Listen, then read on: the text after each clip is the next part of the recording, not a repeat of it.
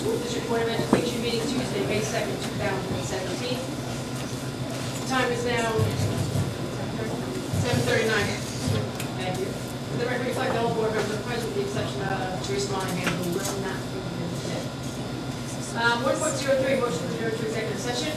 Shockingly, we do not have one, or need a motion to adjourn to executive session. So, skip 1.04, 1.05, is recess. So here we are, pledge of allegiance. 1.06. Chief, if you would.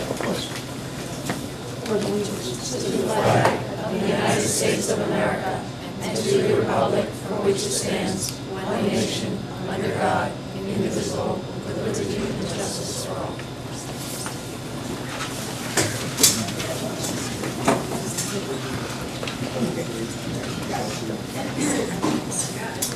All right, so 1.07, this would be the audit committee report. We have present today Mark Levy from Nugent and Hausler. Hausler, very good. Who are internal auditors. So he'll present the board, received a copy of the report. He'll present the report, talk about it. If anybody has any questions, ask questions. So if you would, or speak loud. Okay.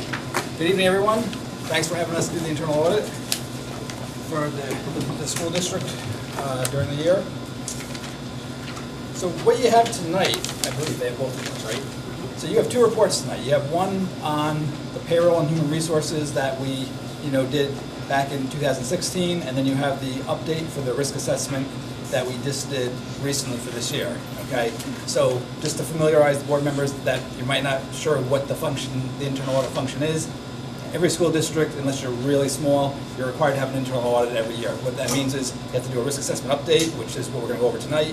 You have to pick an area that we're going to choose, which you don't have to choose tonight, but we have to choose soon for this current year. Like last year we did payroll, so you have to pick something different for this year, which requires testing of that particular internal audit area. And then we have to give you a report. You have to have a report at least annually to the board on whatever internal audit area you pick. So there's basically three phases. So I guess first I'll go over real quickly. You should have the payroll report and human resources. And so what we did here is, this was the internal audit area that the district chose last year to go through.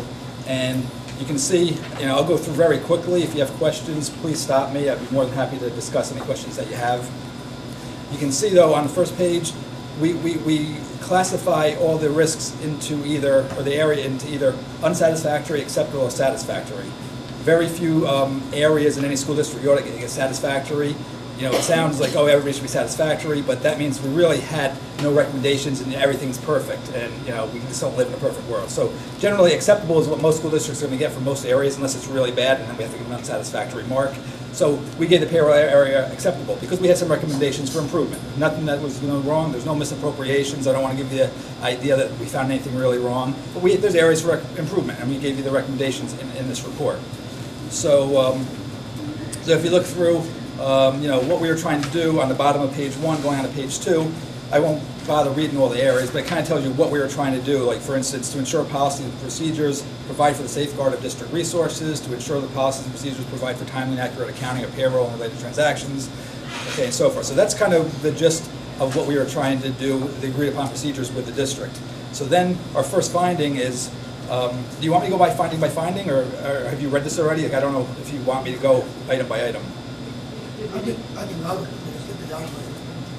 Sorry. Anybody need to go finding by finding, or do you want to? No? No. Okay, Then if okay. they have questions about Okay, it. yeah, so what you can see though is, what the report is we have findings, recommendations, and then at least in one version, I don't know if you have the version, but we do have the district responses included in the latest version.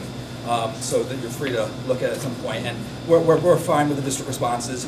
Some things they said, the management said that they would make the changes we recommended. Some they said, hey, you know what? Even though it's not a bad recommendation, we're happy with the way we're doing things, and we're fine with that, and we're not going to make the change, and that's okay. These are just recommendations. So, but that's all included in the report here. Okay. So this would be, if you want to say, phase 3 for last year. So now moving on, was there any questions on the payroll and human resources? Just have a general question. I'm sorry. It's Sure. actually more for admin. We received an email this afternoon, I just don't know what changed this afternoon, that we got another posting. So is it the same document that was posted yesterday? So we got another board doc. So which one? There was a typo in the memo that was sent out last Thursday, so we corrected that today, and that's all it is. So No nothing else? substantive change, just a I just typo. wanted to, thank you.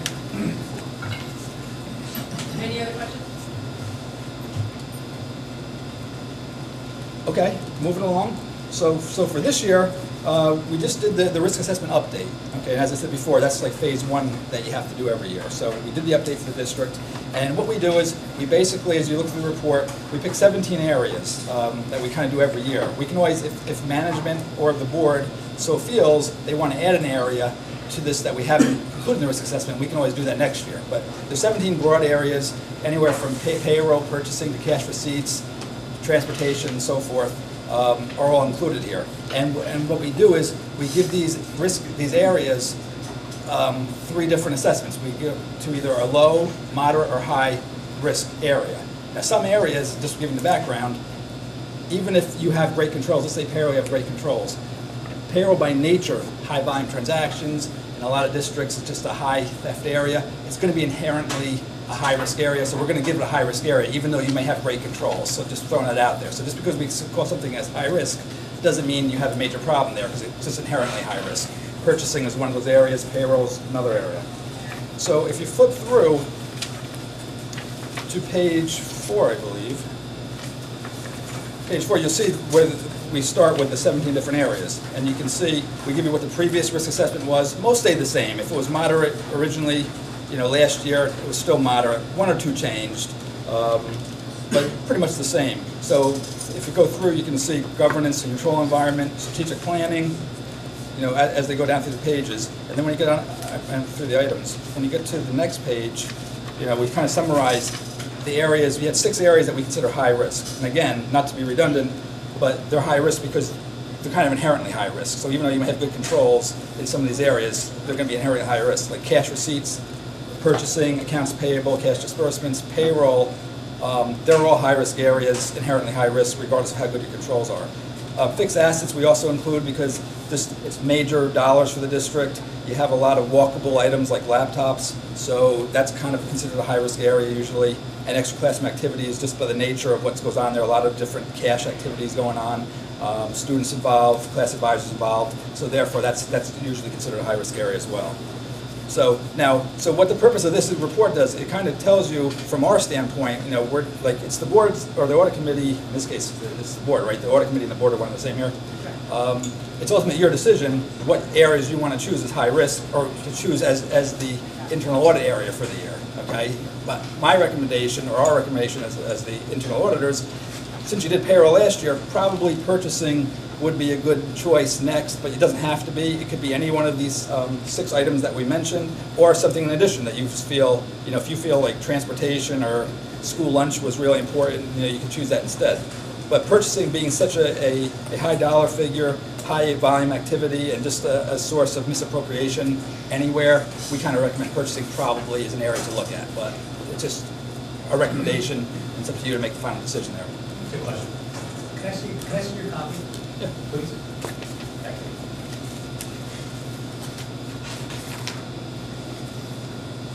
I don't know if this was distributed to the board. I have not seen this document.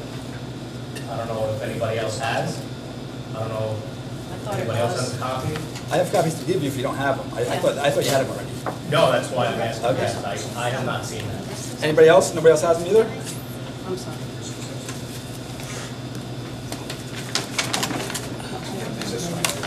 Unless I missed it on board docs, but,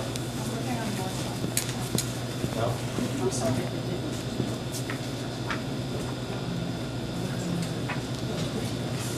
With regards to purchasing, I don't know if this is on. With regards to purchasing, I think this is on. When was the last time that was looked at?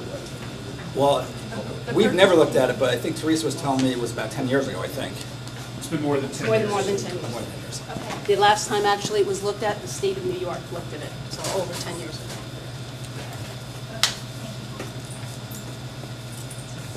Yeah, especially the amount, I'll give you a few moments if you'd like to look at the report, but you can always reach me, whether through Teresa or directly. You can always reach me to have questions after this evening. Yeah, what I would recommend to the board is the opportunity to look this information over and not make a decision right now on what we want to do. Perhaps we can revisit this discussion at the next meeting. A 5-minute conversation is probably all it takes. But I would certainly like the opportunity to look through this to make make an effective decision. I apologize if this wasn't, I thought it was, it's probably my mistake, so I apologize for that. I agree with Matt. I have a question. Good, Lamar. It's just, my attention to the words where you made recommendations where the district responded that some of them may not be something that the district wants to carry on with. Can anyone give us an example of a situation where a recommendation is not going to be? Yeah, I could tell you. For example, the way that they wanted us to put some of the employee benefit deductions, they wanted us to put it in the employee benefit file. Payroll felt that they get more questions and concerns where they could go back to the payroll date. It would be much easier for them. They could always grab it for the file. They know they could look up the date. It might take a couple extra minutes. But for them, because most of the questions come that way, they want to keep them in the date. So it's nothing major or anything, but it just makes it easier for them to work. And you don't have an issue with that? No, because that's really just, It's just it's procedural. procedural, and, we can get the information, but just, like for us, when we're coming in to do that internal audit, it was hard to locate the documentation, though all the documentation was located. Okay, great, thank you. Just wanted to have a good one. Question. You've got previous and current assessments on here. Current is obviously now. Right. Previous Last year. is just last year. So last year. Because that last you year have was our something first year. Rated moderate, today it's low. It may not even be an area that you looked at, but, or even an area that you're recommending. It may not be a high-risk area. Right. But you've seen some improvement just over the course of a year's worth of doing business. Yeah, just as we get to know the district, because the one that you're referring to, there was, Actually, it's financial accounting. Financial accounting and reporting, yeah. We felt that everything was being done well in the district. Teresa was doing a good job with her department, and, we felt comfortable putting that low. That was fine. But on the other hand, on the next page, we did move your fixed assets to high. Maybe it should have been high last year. Nothing really dramatically changed. Right. But we just felt, because you don't do an inventory of your fixed assets each year, and we hadn't done it before, so that's why we moved that to high. So just so you know, in 2014, we had a fixed asset audit by CBiz, who's a company that the state lets us bring in every 5 years. So because of that, I'm sure it was moderate or low, but this year, because we don't have an annual fixed asset, they won't pay for it, and they won't give us aid on it, that we don't have that every year, so it'll go up higher. But that might be something we want to look in the future, but since when we talked about it, we just had that inventory, so we thought, well, that's not really something we need to look at right now. And as we're thinking about these for the next or subsequent meeting, is it too much to ask to just have an idea of when was the last time that these areas were audited? So, Yeah, I have that. I it's can like get 3 years in a row for the last 4 years versus this one which hasn't been done in the last 10 years. If that's not too much to No, ask. I have that. Thank you. Any other questions? No? Okay. Is there anything else? No, With respect to the recommendation amendment, at least for next year, I know there is a recommendation by admin, correct? Yes. Regarding Purchasing. purchasing. And I think that was what you were saying was your recommendation at the top. right, it doesn't have to be, but I think this makes sense. It actually was something, we came up, and Dr. Adams and I, and after we discussed, and we actually came up with that independently because it hadn't been done in such a long time, and because it is such high volume. I mean, this is where your dollars are. Your dollars are in payroll, your dollars are in purchasing, cash disbursements, but that was something that was, that's not done that long ago. So, Yeah, and just, Cash disbursements wasn't done? it hasn't been done either, but it's just, we have some turnover here, so I figured let's wait a year until we know, we have people, it's hard for them to interview people that aren't here anymore, they've been gone, so you know, it'd be easier once we have somebody under our belt for a year or two. And just to throw out too, what we do, some districts, we look at just purchasing. Other districts kind of look at like the whole group, purchasing, accounts payable, cash disbursement at one at the same time. You know, so, I mean, it's not like this is written in stone, and you have to go exactly by this, or, you know, if you wanted to mix those two, like in here, 9 and 10, you can mix number 9 and 10 together, but, or you can just do 9 by itself or 10 by itself. And the last time we did purchasing was 10 years ago? More than 10 More years. than- I'm saying this, when the state of New York came in, they are actually the last people that did our purchasing. I don't think we've ever had an internal audit on purchasing, so it seemed like a good idea. And you get the reports from our claims auditor, and sometimes you have some issues with after the date, and so they'll be like, well, that's really something we should tighten up and look at, and that's why we thought about that. So, And what was your second choice? we talked about fixed assets, but then we realized it was only a couple of years ago. We talked about school lunch as well. Maybe something you want to look at, but those are smaller, fixed assets are very large dollars, although a lot of our, you know, there are things like Mark's saying, you have laptops, you have iPads, we have a ton of that now, so those things are big. School lunch is a small amount of money. We've done extra class several times. We did that a couple of years ago. Payroll and human resources, we've done many, many, many times. We did athletics even. We've done things that are a little bit out of the box as well. So we did a hardware inventory with our internal audit maybe 4 or 5 years ago. So we, I have a list I can provide it, but we've done most of the big areas. Right. It's just we thought purchasing is something we really haven't looked at all. Yeah, I'm surprised they were doing that. I know. And who's to say, sorry, I was saying, who's to say that we can't do more than one? That we can't do purchasing and school lunch? You know, a big one and a small one? Well, that's, usually I think you do something that kind of groups together, right? You wouldn't do two at one Well, time. Well, no, I mean, if you've got something that's Right. small, it doesn't take a whole lot of It's- resources. In other words, I mean, this doesn't help you answer your question, but you're required to have one area done a year. You can have as many areas you want. Ideally, when they wrote this, they preferred you to have an internal auditor hired full-time on staff. No district we deal with does that. So you can go anywhere from having, you know, a lot of areas, like, I'm doing an area now for another school district, they picked 3 different areas, and they chose for this year, because they only did one last year, they felt, so they picked 3 totally different areas. So you can pick just one area, or you can pick multiple areas, you know. It's really up to the board. Right, but I mean, the cost of. Well, there's a cost per area. Obviously. Yes, The cost goes up, yes. so we can do every area, but then. Yeah, it's not like buy one, get one free. It's like- You're not Tuesdays? So we work with you, Of but. course, we do have an external audit, and of course, external audit looks at school lunch, federal funds, capital funds. They look at all our funds, but this is just a more in-depth thing to look at, where our external auditor might come and grab 10 or 15 purchase orders, they're gonna grab a lot more, you know, they're gonna do more in-depth, you know.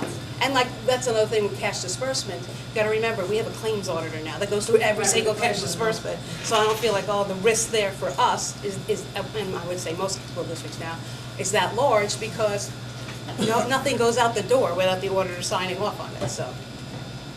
Okay, so, and based upon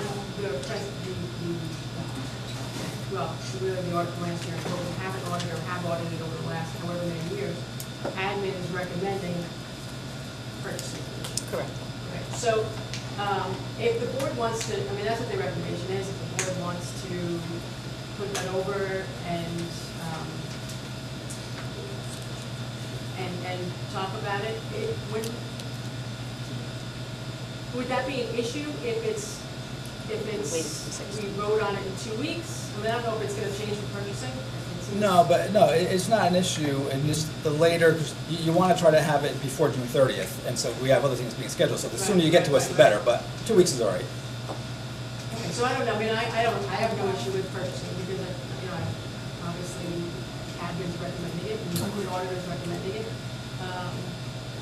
But if you want to put it over for another meeting, then we can't vote for purchasing today. Will the decision change if we vote on this document? I'm sorry, say that again? Is the only thing we're deciding on is whether to research and look at or audit purchasing? That's the only decision we're... The only thing we're deciding on is what to vote next. Right. Recommendation by the auditor, recommendation by administration is to audit purchasing. What if people still have, questions about this document? You can still ask questions anytime, but this is this year's document necessarily, so Did we're we talking about evaluate next year's it? audit. No. So July. Do you have an issue with recommending purchasing and still giving time for this document? I don't want to push on this topic, I just, You know, I want to clarify what we're voting on. I mean, look, 95% chance that we're gonna go purchasing, and I agree with that. However, I do feel as though, you know, there's due diligence in reviewing this document that, you know, we just got. So, if everybody else feels that they're comfortable and wanna go with purchasing, and I'm okay with that. I mean, I don't, we kind of touched on a little bit even last year, kind of what we would be auditing, and people may not, you may not be in this case, but what we would be auditing over the next actual few years. So it's not necessarily a surprise for me.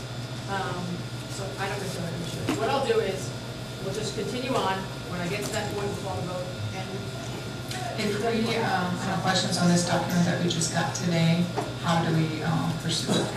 How do you recommend we pursue that? Send it to me. yeah, I was gonna say, Teresa. You can send them to me, and then I'll forward them to Mark, if, Right. you know, if something I can't answer. Okay? Okay, Thank you. all right, so, it may be purchasing. Okay, I'll wait to hear. No, I'll wait to I'll hear. email you. Yeah, that's great. All right, any other questions then, and once again, you can follow up with any questions you have afterwards, or what have you. Any questions now from us? No? Thank you. All right, thank you. Thank you. Very Thank you very much. All right, thank you. Appreciate it. I'll wait to hear from you. Yeah.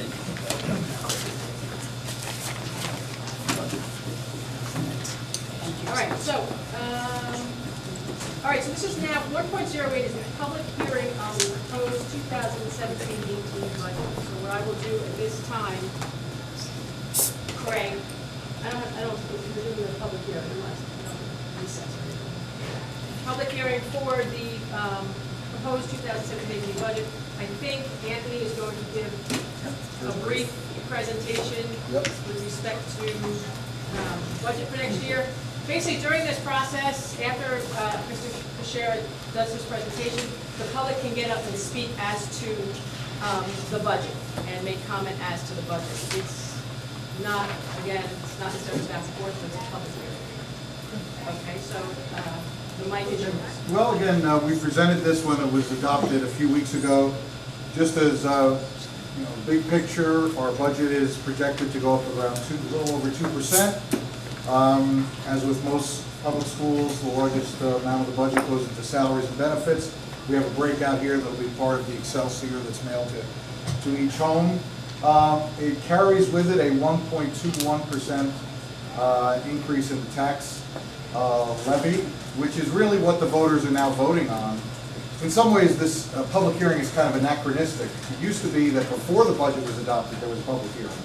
So the public's input can obviously be brought into the discussion. So they kept that on the books, even though they, having to be between 7 and 14 days, even though the budget has to be decided 30 days before. So again, it's kind of an anachronistic level that's still in place. But be that as it may, this is the time for the public to speak on the budget. They will ultimately speak as part of the vote. And again, what is at risk with any vote now is we are unable to increase the tax levy unless we do get a positive vote. It used to be that way. So really that the increase in the levy is a little over $1,289,000. So that's really the authority we're looking for from our voters. And there will be two other propositions on the ballot this year. One, to expend money that was previously approved in the capital reserve to the tune of $1.7 million for two purposes: air handlers at the high school and also generators at our two secondary schools and district office. And proposition number 3 will be to allow us to establish a new capital reserve over the next 10 years to be funded not to exceed $10 million. Also, ultimately, the voters will speak on those expenditures as we wish to make them over that 10-year period. So, with that, we'll go over them.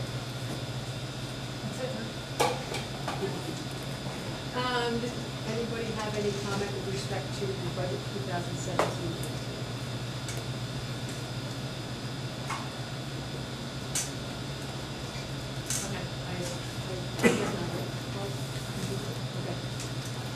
And again, this isn't the first time we presented it. You know, we had, budget workshops, and the public's been there and what have you.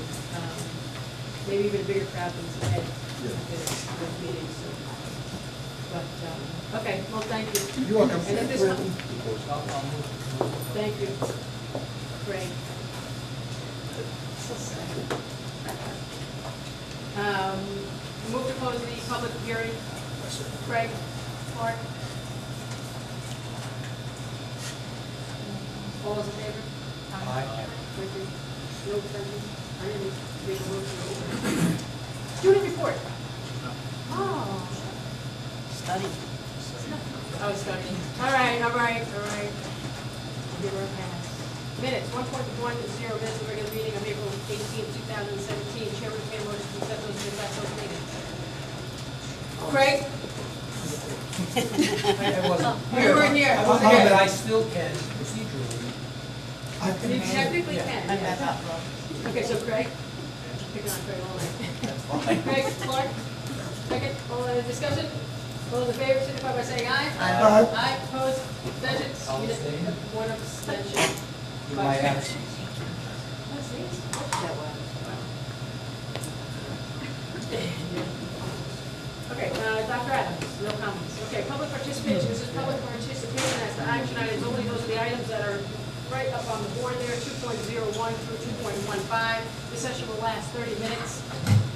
Step up to the microphone if it's working, state your name, school affiliation, and address your remarks to the chair.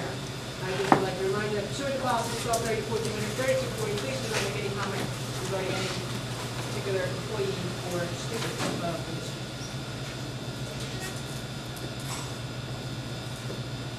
Okay, seeing none, I'll close that portion of the meeting. All right, action items. I'm going to pull 2.04 and 2.08. I haven't been asked to pull any other items. I would like to use the consent agenda with respect to the balance. Okay, so that's 2.01 to 2.03, 2.05 to 2.07, 2.09 to 2.15. Great, Clark, second. Any discussion?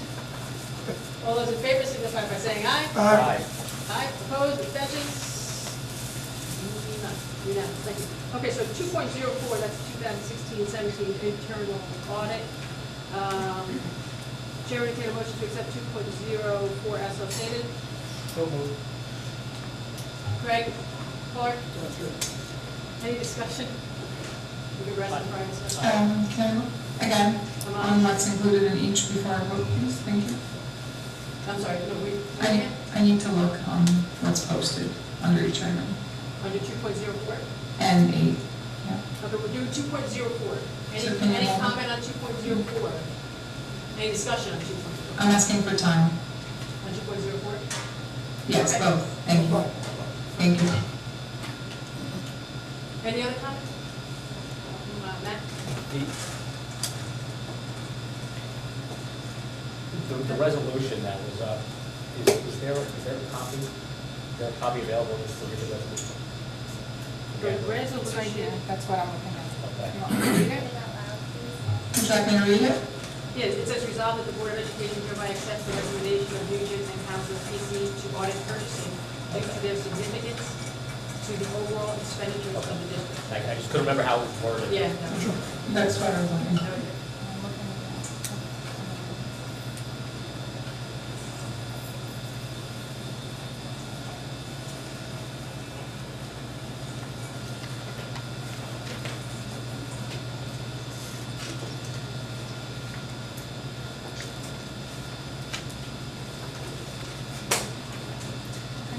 Okay. Thank you. Okay, all those in favor signify by saying aye. Aye. Aye, opposed? Nay. Abstentions? 2 nays And just to and explain, 4 yays. and just to clarify, the negative was so that you have more time to review the document and also to know what was recently audited as well. And you can follow it if you want to follow what Teresa. All right, so 2.0, wait, no, 2.08, sorry. 2.08, Chair would entertain a motion to accept 2.08 as so stated. So moved. Craig, Clark, I'll second. all right, discussion? Yes. Matt? I just have two quick questions. for the cash receipt, I just want, just for clarification. Okay. Just refer to the 700 page, Matt, you just refer to the page. Oh, I'm sorry, it's, well, the second page, Right. or the first page, depending on how you read it. The $775,000 for other compensation for loss, That's the DM. okay, that's what I thought, okay. And then the $104,000 received for field trips, where did that come from? That's all Washington, all that comes in. Because Washington, Boston, and Quebec get paid for by the students. And that's that So- much revenue? Yeah, the Washington trip is like $125,000. It's not revenue, it's gonna go out to Right, expenditures, but it's just the way I have to report. That's Yes. Okay, all right, that's it, just, that's all I wanted to know. Thank you, Matt. Any other questions? Mine? No? Okay, all those in favor, signify by saying aye. Aye. Aye. Opposed? Abstentions? Unanimous. All right. I didn't receive a report for advocacy. Have you? I didn't get it. Okay, so 3.01 advocacy. Did you email? I didn't get it. No, I didn't. Always send. Just- Since the meeting is very short, this is very long. Sorry, I'll try to go through it quick. Advocacy Committee met on April 20th in Hilbert, and our 3 board members were present, as well as 5 members of the community, representing teachers, parents, and parent-teachers. We were joined by State Senator David Carlucci and District Representative Patrick Sheehan. Senator Carlucci was very generously, taking the time to know what we're advocating for, and also talking about what he's pushing for in the Senate.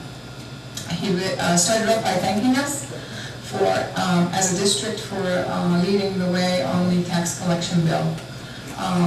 He obviously sponsored the bill again in the Senate with edits that were requested or advised by the governor. I don't know if my microphone is really bad, I'm sorry. So, can you hear me? So basically, he would like us to advocate, obviously, for what we started off with, because the bill is back on the governor's desk, or should be coming to his desk shortly, particularly pushing through the state organizations like NISBA and ISIT, fix that, and New York State PTA, and also the state superintendent's organization. So this is time to start an advocacy all over, so that hopefully the bill passes this time. The sensibility of it is clear that, school districts should have a choice. And he's also sponsoring another tax collection related bill. I wrote the number there for you. It's S4081. It has to do with allowing payment of property taxes online, which makes a lot of sense. I don't see why not, but we can see if we want to support that. He advocated also for an increase in foundation aid. Obviously, that's all set already, and we know what our foundation aid. He feels our district should have gotten more money in terms of foundation aid. Nevertheless, he's hopeful that the momentum to continue to increase foundation aid for districts will continue. On the other hand, concerns about loss of revenue to the state from the federal government in terms of the Affordable Care Act, if it gets repealed, and also if the loss of revenue that we're hearing about in education, although small, but will still affect the money that we all get. We addressed possible legislature to allow school districts to fund programs. Dr. Adams had brought up this concern that certain programs that our students spearhead here in Ramapo are not possible to support with funding because of the regulations, and he took interest right away in that, and he would be happy to support legislature, so he needs more information. We can work together on advocating for that legislature. Thank you. But also said that he might be able to fund or support with some temporary funding in the meantime. So I think we should tap into that and consider trying to get some funding. He supported other districts that way. More recently, I think Austin. He's also supporting consolidation of UPK funding because he said the UPK programs have been challenging for districts to run. We informed him that we are rolling PK program in Ramapo, and he's expressed willingness to also support that initiative, so we can definitely contact his office on that item. And it's putting legislature regarding STAR programs to insist that people get their STAR checks on time and with a September deadline, September 30th, and if people don't get their STAR check by that date, there would be interest accruing on a daily basis of 3%. So I think people will be excited to support that legislature. And also wants some index eligibility for the STAR and the enhanced STAR to be reconsidered. So that's what he's working on as well. In regards to the recovery high schools, this is a major topic across Rockland and the state of New York. He mentioned 35 opioid-related deaths in Rockland only in the last year. The numbers are unfortunately on the rise in spite of Narcan and other measures that are being implemented. Recovery high schools, just to explain, are schools that would be a step down from a treatment facility before students and youth are ready to go into a regular high school. Apparently there are only 2 of those across the state. I think that's what I wrote. Did I write 2? Yes, and he is advocating for increasing those schools and funding them. Sounds like a great idea. There will be a movie coming to Lafayette actually in October. We'll advertise that a little bit more as we get to the forum. That's sponsored by the Rockland Council for Alcoholism and Other Drug Dependence. So he's supporting that as well. There was a community member who asked the senator a question regarding legislature to prevent bullying on school property as well as cyberbullying that continues beyond school property. He expressed how difficult that area is to legislate basically, but said he would be happy to work with our district if we find this as a good advocacy area. Again, that's up to the board to decide. On the other hand, he is co-sponsoring with Senator Hamilton. I wrote the bill number, and it's to impose on the New York State Education Department to actually implement programs that are for suicide prevention specifically, which a lot of districts want to do these programs but don't have anything coming from NYSID to support it.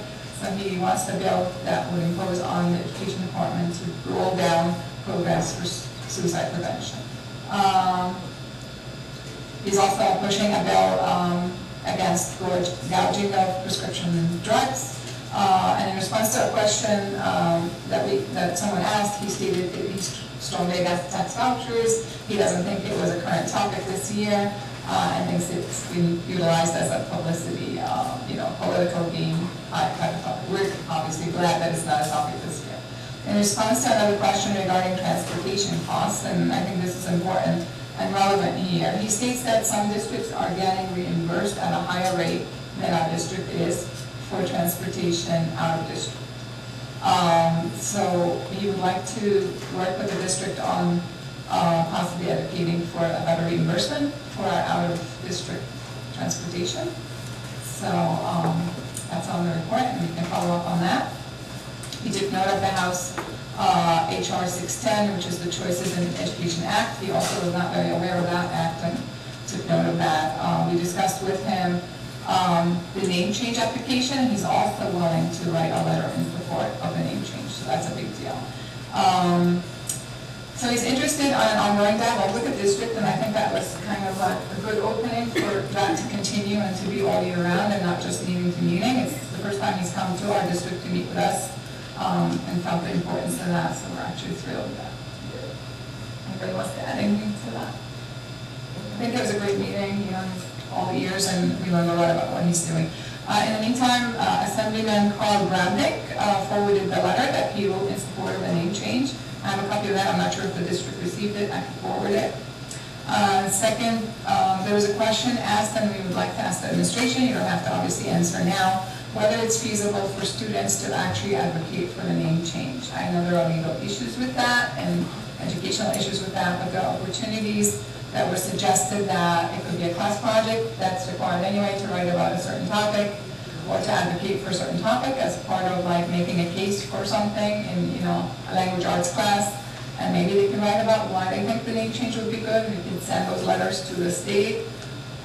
Please consider that as an option, or involving students in putting together a video that they produce themselves. High school students could do that. So it's like an area to investigate. The committee, just came up with these ideas that we want to run by you. Finally, everyone who attended the NYSID ESSA, which is every student succeed at.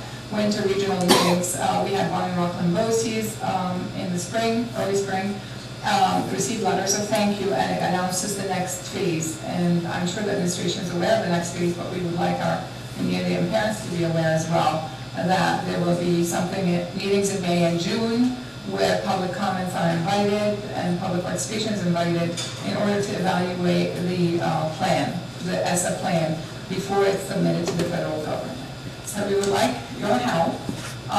It would be great if, this can be posted somewhere visible and we can advocate and post on social media to invite public participation. The complaint is a lot of the standards that are put, just like when Common Core standards were put out, are not easy to understand for the layperson who's not an educator. So perhaps some teachers have showed interest in possibly even meeting with parents and explaining what the standards, the new standards that are being proposed are saying or are doing, how they're different from Common Core and how they're better or worse in certain areas. So if our teachers are willing to do that, that might be very educating to us parents who are not educators in order to take advantage of that period of time when we can give feedback. And finally, our next and last meeting for the school year will be in May. We'll announce it soon. To wrap up, we're not inviting a legislator to this one. We're trying to kind of conclude what we've done throughout the year and make a plan for the summer and come back with recommendations for the board on what we think we should do over the summer. Thank you. Any questions? The only question I just want to go back to, what are the three topics that we were advocating for? The school tax collection foundation, and what was the third one? It was the charter schools and the tax vouchers, which really didn't take off. Okay, Yeah. so Nothing. So these are all I know, included. I know, and it's wonderful to hear all the things that, Carlucci is doing, but I kind of want it to be driven by us to a certain extent. Right. Not a list of what he's doing. So everything that we advocated for in terms of the school budget, the focus was on the state budget. So that is concluded. So now it's time to move on to other items, like focus on the tax collection bill probably. Like we need to start with new initiatives now. Right, so you're saying, so the three topics that we Done. had initially, but we Correct. originally had like 12 topics. Right. And we narrowed it down to 3. So of the balance of the 9, or however many, I don't remember, but of the balance, are we looking at those? Like, because I just, like, the committee should come with the final report, final recommendation, do all their work, we have multiple meetings, and then come on and present at one board meeting, the Right. final recommendation. That's what we'd like to do in May, and that would be for the next period of time, what we want to advocate for, or recommend we do, and then the board would approve or disapprove. But a lot of the items in those dozen or more were state budget related, and they're done, until the next state budget comes up. There was some The tax collection was one of them. And then there's the HR on the federal level, 610, which is still open and not ruled out, so we can definitely, right, and definitely Congresswoman Nita Lowey is very aware and against it, but again, it doesn't mean we don't advocate. She even said you should still send Yeah, letters. just make sure that we're focused on what we want. I mean, it's great to hear all this stuff, whatever, all these legislators are doing, but at least for me, it's like, that's great, and that's an aside. Right. What are we doing? What do we get from that? I mean, it was important that he brought up pre-K, because that's relevant to us. The name change, he's gonna, help us with that.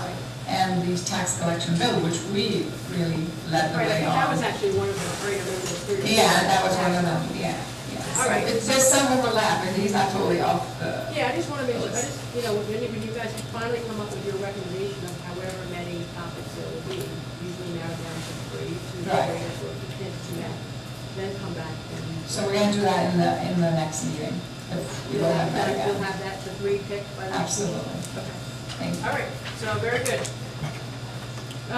Public participation, 4.01, public participation as to any school district business. This session will last a half hour. Again, please step up to the microphone, say your name, school affiliation, you have 3 minutes to address the chair, and again, to the policy 1230, 1430, 40, do not make any specific comment regarding any student or employee of the Not hearing too well. Is this the time that I can say it? Absolutely, step up, please. Thank you.